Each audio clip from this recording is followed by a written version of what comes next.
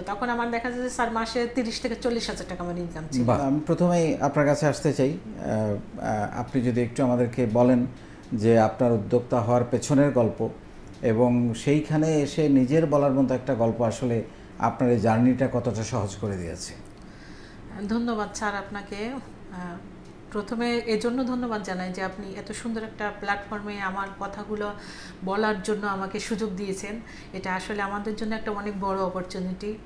আমরা বলতে চাই কিন্তু আসলে সবসময় আমরা সুযোগ পাই না। একটা প্ল্যাটফর্ম আমাদের জন্য প্রয়োজন। আপনি আমাদেরকে সেই প্ল্যাটফর্মটা দিয়েছেন, এর জন্য আপনাকে আমি অসংখ্য ধন্যবাদ জানাই স্যার। এটা আমি লুবনা আহমেদ, আমি বাগেরহাটের মেয়ে।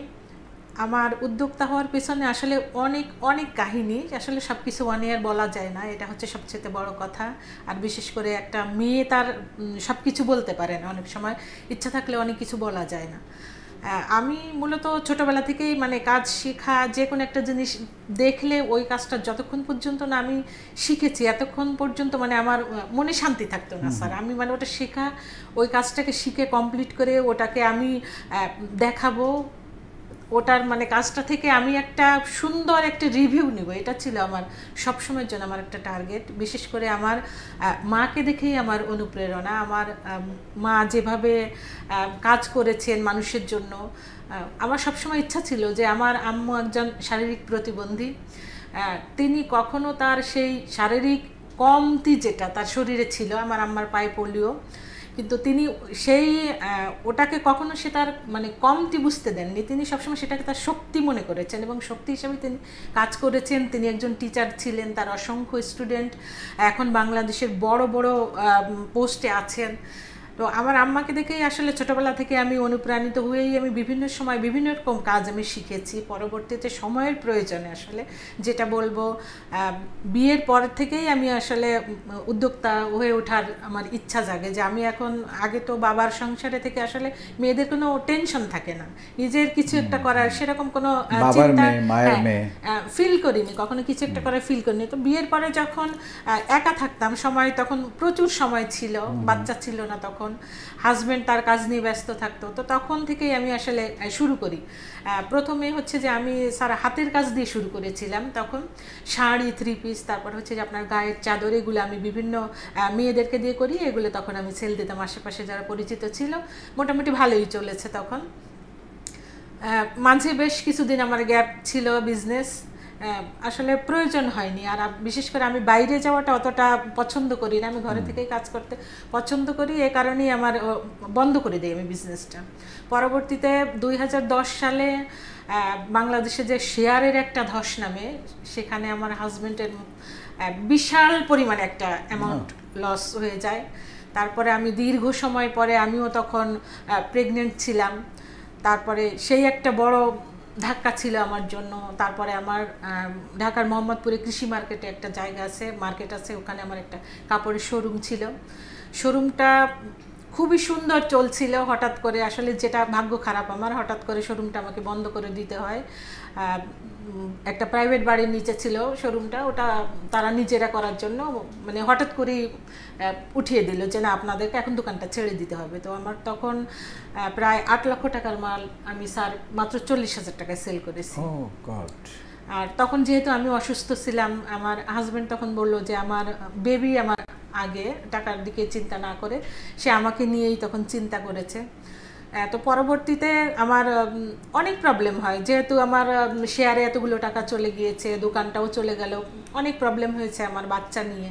তো আমি ঘরোয়াভাবে একটা পার্লার শুরু করি। তখন ঘরোয়াভাবে একটা পার্লার শুরু করি। তো আলহামদুলিল্লাহ, এটাও আসলে আমার মায়ের দোয়া, যেহেতু আমি পড়াশোনার পাশাপাশি আমি সবসময় হাতে কলমে কিছু শেখার চেষ্টা আমি সবসময় করেছি। সেই সুবাদেই আমার হাজব্যান্ডই আমাকে অনুপ্রেরণা দিয়েছিলেন কাজ শেখার জন্য। আমি বিউটিফিকেশনের উপরে 3 থেকে 4টা কোর্স করেছিলাম। তো সেই থেকে আমি বাসাতেই একটা পার্লার শুরু করি এবং মোটামুটি খুবই ভালো চলতো। তখন আমার দেখা যায় যে স্যার মাসে 30 থেকে 40,000 টাকা আমার ইনকাম ছিল। তারপরে বেবি যখন একটু বড় হলো, বেবিকে স্কুলে দেওয়ার পরে আমি ওটাকেও আর কন্টিনিউ করতে পারলাম না। জি, বাচ্চার জন্য আমি আর ওটাকেও কন্টিনিউ করতে পারলাম না। বাচ্চাকে স্কুলে দিলাম, বাচ্চাকে নিয়ে যাওয়া আসা, এটাও আমার বন্ধ করে দিতে হলো।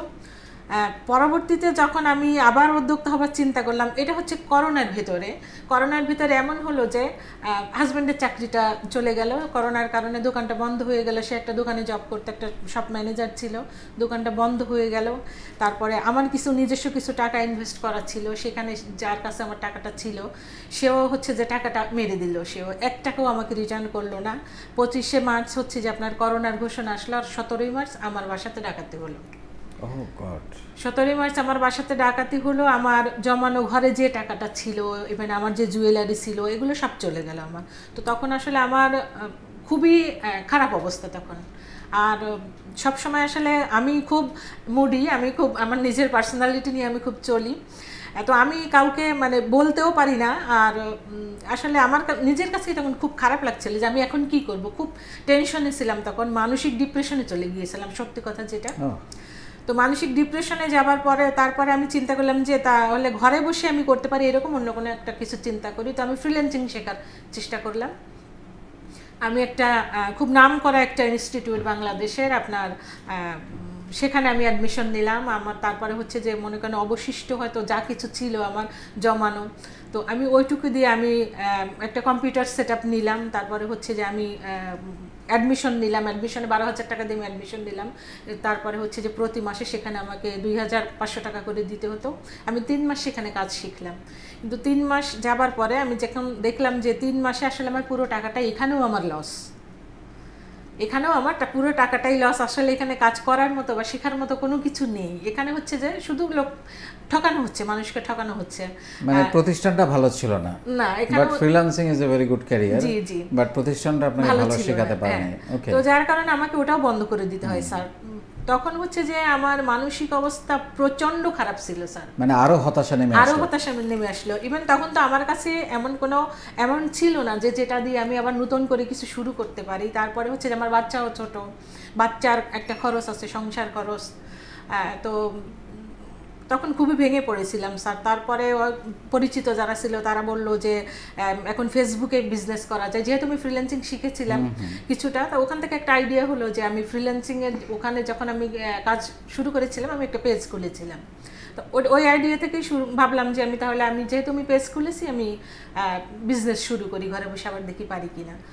ওই থেকে আসলে চিন্তা। তো বিভিন্ন গ্রুপে স্যার ঘুরলাম, ঘুরে দেখলাম, বিভিন্ন গ্রুপে আমি হচ্ছে যে জয়েন করলাম। তারপরে হচ্ছে যে সেখানে যে ফাংশন, তাদের যে কাজের প্রক্রিয়া বা আমাদেরকে সদস্যদেরকে সহায়তার নামে যে সব প্রক্রিয়া, এটা দেখে স্যার আরও মাথা ঘুরে গেল যে এখানে তো আমার তো ইনভেস্টই করতে পারছি না, তো এদেরকে আমি টাকা দেবো কোত্থেকে?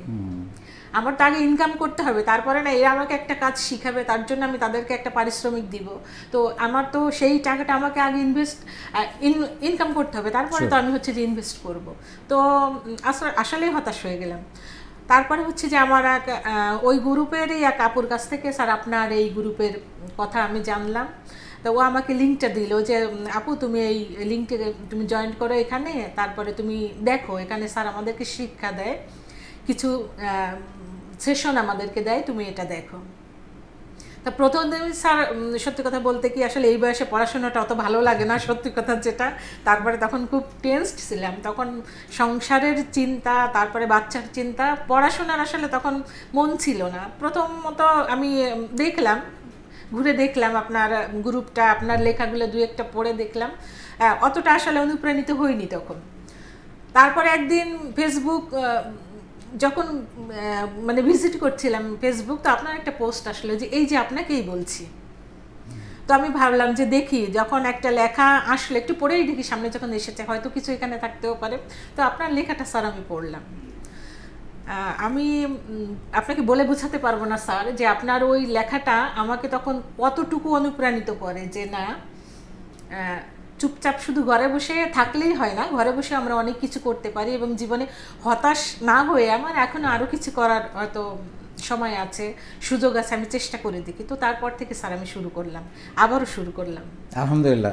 এবং আপনি এখন মাসে প্রায় 1 লাখ টাকা সেল করছেন সেই জায়গা থেকে, এবং আপনার চেহারা এবং আপনার কথাবার্তা এবং আপনার বডি ল্যাঙ্গুয়েজ দেখে মনে হচ্ছে আপনার মধ্যে ওই হতাশা এখন আর কোনোভাবেই কাজ করছে না। না স্যার, আমার এখনো কোনো হতাশা কাজ করছে না। ইভেন আমি 10 জনকে অনুপ্রাণিত করি। আলহামদুলিল্লাহ। আপনার একটা কথা শুনছিলাম যে আপনি বলছিলেন যে যে আমি লাস্ট বেঞ্চে বসে হাততালি দিতে চাই না, এমন কিছু করতে চাই যাতে মানুষ আমাকে নিয়ে হাততালি দেয়। জি স্যার। অসাধারণ, একটু বলেন। আপনার আপনার পরিকল্পনার মধ্যে এটা আছে। আমি আমি সেই সঙ্গে এই প্রশ্নটাও করে রাখতে চাই যে আপনার ভবিষ্যৎ পরিকল্পনা কি, কি স্বপ্ন আপনার? আমি আমার কাজটাকে বড় করতে চাই এবং আমার এই কাজের মাধ্যমে যেন আমি আরও 10 জনকে কাজের ব্যবস্থা করে দিতে পারি, আমার মাধ্যমে যেন আরও 10 জনের সংসারে সহায়তা হয়, এটা আমার একটা স্বপ্ন। আমি গ্রামের মহিলাদেরকে নিয়ে কাজ করতে চাই বেসিক্যালি, যারা, আমি যেহেতু গ্রামে বড় হয়েছি, গ্রামের পরিবেশ আমি জানি যে কেমন, বিশেষ করে মহিলাদের জীবনটা কেমন। তো মহিলাদের জীবন উন্নয়ন করার জন্য আমি তাদেরকে নিয়ে কাজ করতে চাই। আমার এই কাজের মাধ্যমেই আমি তাদের পাশে দাঁড়াতে চাই এবং আমার ইচ্ছা যে একদিন, আমি কখনোই পেছনে ছিলাম না স্যার, আমি খুব ব্রিলিয়েন্ট স্টুডেন্ট ছিলাম। আমরা 5 বোন, আর 5 জনই আমরা মাশাআল্লাহ ব্রিলিয়েন্ট স্টুডেন্ট ছিলাম। আমার বোনরা মোটামুটি সবাই প্রতিষ্ঠিত। আমার হাজব্যান্ড একজন অসাধারণ মানুষ। আমার স্বপ্নের 100% বলতে গেলে তার মাধ্যমেই পূর্ণ হয়। সে আমার 100%-এরও বেশি স্যার, সে আমাকে সহায়তা করে আমার কাজে এবং এতটা হেল্পফুল। আমি আসলে শুকরিয়া জানাই। আমার জীবনের 2টা পুরস্কারের জন্য আমি আল্লাহর কাছে শুকরিয়া জানাই। একটা হচ্ছে আমার বাবা, আর একটা হচ্ছে আমার হাজব্যান্ড। অসাধারণ, এর থেকে বড় ব্যাপার আর কিছু হতে পারে না।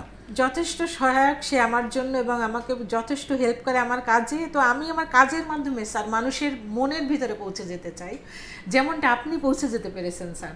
প্রতিটা মানুষের পাশে আপনি আছেন। আমরা এখন ইকবাল বাহার জাহিদ মানে একটা এমন একটা নাম যে মানুষ আপনার নামটা শুনলে মানে মন থেকে একটা দোয়া চলে আসে স্যার, যে না, তিনি আমাদেরকে একটা শিক্ষা দিচ্ছেন। ঠিক এমন কিছু আমিও করে যেতে চাই স্যার, যাতে আমি যখন থাকবো না তখন হয়তো মানুষে আমার নামটা যখন আসবে এভাবে যেন কিছু বলে। অসাধারণ। যতদিন বেঁচে আছি যেন মানুষ, আমি পেছনে থাকতে চাই না স্যার কখনো, আমি আমার কাজের মাধ্যমে সামনে আসতে চাই। অসাধারণ। আমি আবার একটু আপনাকে প্রমোট করার জন্য আবার একটু শুনতে চাই, আপনি কি কি প্রোডাক্ট নিয়ে কাজ করেন? আমি শাড়ি, 3 পিস, পাঞ্জাবি, এগুলো হচ্ছে আমার কাপড়ের ভিতরে দেশীয় প্রোডাক্টের ভিতরে আপনার জামদানি রয়েছে, বাটিক শাড়ি রয়েছে, টাঙ্গাইলের শাড়ি রয়েছে, তারপরে আপনার হচ্ছে ইন্ডিয়ান পাঞ্জাবি, আপনার ব্র্যান্ডের যে পাঞ্জাবিগুলো, এগুলো রয়েছে আমার কালেকশনে, এবং দেশি বিদেশি সব ধরনের কসমেটিক্স রয়েছে। গ্রেট। সো আই হোপ যে আজকের পর থেকে আপনার বিক্রি বেড়ে যাবে।